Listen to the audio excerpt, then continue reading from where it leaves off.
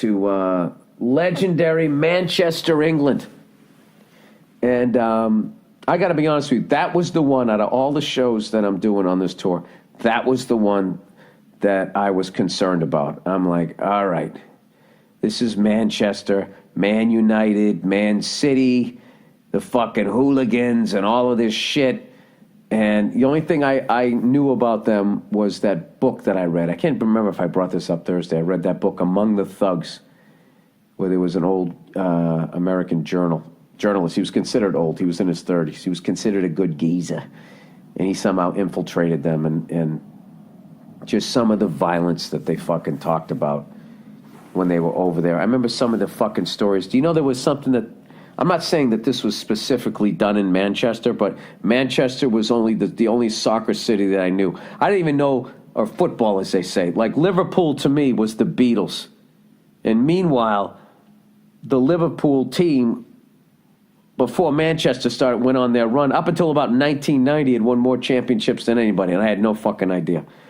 But anyways, I guess one of the things these fucking hooligans used to do is they'd have a box cutter, a razor or some shit, right?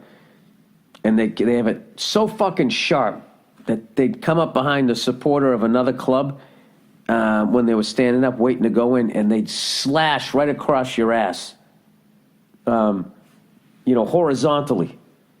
And it was so sharp it would go right through your fucking pants, slash right across both butt cheeks. All right, and it was done so quick. By the time the person realized what was going on, the other person had taken off. And here's the fucking thing: it cut deep enough that you needed stitches to close it. All right, and the reason why they did it there was so then while you're waiting for like a week. I'm trying to remember when I used to get stitches, and depending on how bad it was anywhere from 3-4 days to like a week later they took it out. Basically, you couldn't sit down or you'd pull the stitches out. So you can't sit down, you can't sleep on your back, and God forbid, you got to take a dump. What do you do? And I was thinking you'd have to get in that, that yoga position, the table position. It's basically, I don't know. Just imagine trying to make yourself a table facing up. You'd have to do that and put a bucket underneath you. And then you can't tell me, oh, God, just, during the process of that, it's not hurting. I mean, the fucking misery of that is unbelievable. And I mentioned that to somebody when I was up there.